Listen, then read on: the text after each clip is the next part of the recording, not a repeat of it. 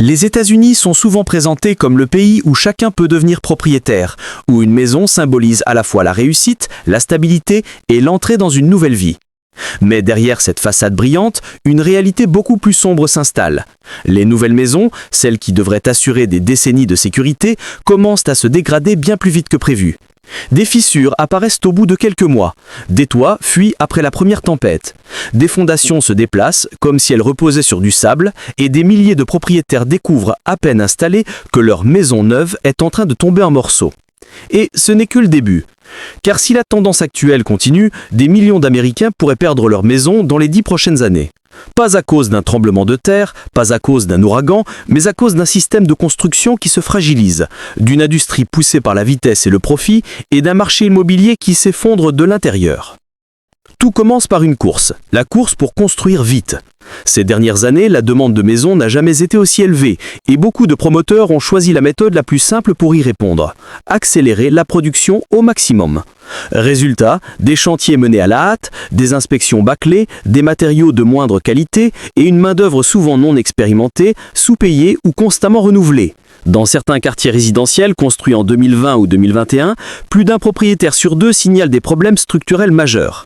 Les murs ne sont pas droits, les fenêtres ne ferment pas correctement, la peinture s'écaille en quelques mois et certains toits doivent être entièrement refaits avant même qu'ils ne puissent supporter une vraie tempête. Pire encore, de nombreuses maisons se révèlent non conformes aux normes de sécurité parce que les inspections officielles ont été réduites à quelques minutes ou parfois simplement cochées administrativement sans réelle vérification.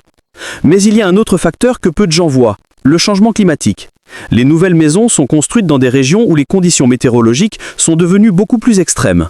Les vagues de chaleur fragilisent les matériaux, les pluies soudaines saturent les fondations et des zones qui n'étaient pas inondables le deviennent soudainement.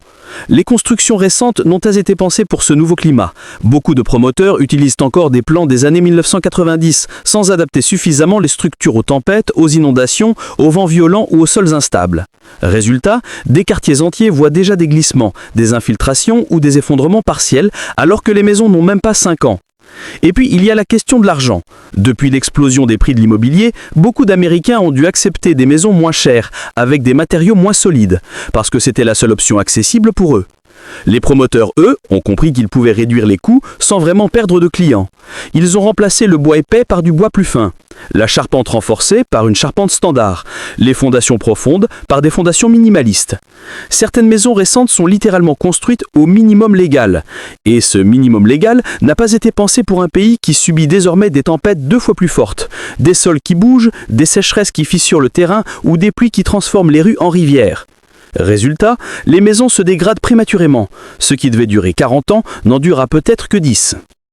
Pendant ce temps, les assurances, elles, commencent à se retirer. Dans plusieurs États, Californie, Floride, Louisiane et Texas, assurer une maison coûte aujourd'hui 2 à 3 fois plus cher qu'il y a 5 ans. Certaines compagnies ont complètement cessé de couvrir les maisons neuves, considérant qu'elles représentent un risque trop élevé. Et sans assurance, une seule tempête peut rendre une maison inhabitable. Des milliers de familles sont déjà dans cette situation. Un toit détruit, un mur effondré, une infiltration d'eau qui cause des moisissures, mais aucune assurance pour les aider. Elles doivent payer seules des réparations qui peuvent dépasser 50 000 $. Beaucoup n'y arrivent pas. Elles laissent leur maison se dégrader, abandonnent leurs prêts ou finissent par déclarer faillite. Et les banques récupèrent des maisons invendables, créant un cercle vicieux qui menace tout le marché immobilier. Mais comment en est-on arrivé là? Une partie de la réponse se trouve dans la transformation de l'industrie de la construction. Les grandes entreprises ont racheté des dizaines de petites compagnies locales, créant un oligopole où quelques géants contrôlent presque tout le marché. Ils standardisent les plans, utilisent les mêmes matériaux partout, imposent des délais qui réalistes et sous-traitent chaque étape à des équipes payées au plus bas. Cela donne des maisons qui se ressemblent toutes, mais surtout qui partagent les mêmes faiblesses, les mêmes fissures, les mêmes toits qui fuient, les mêmes sols instables. Dans certains lotissements récents, chaque maison a les mêmes problèmes, comme un copier-coller de défauts structurels. Et puis il y a la question de la main-d'œuvre. Avant, les ouvriers restaient dans la même entreprise pendant des années, apprenaient le métier, passaient maître dans leur spécialité. Aujourd'hui, beaucoup sont des travailleurs temporaires, non formés, changés d'un chantier à l'autre, poussés à finir vite.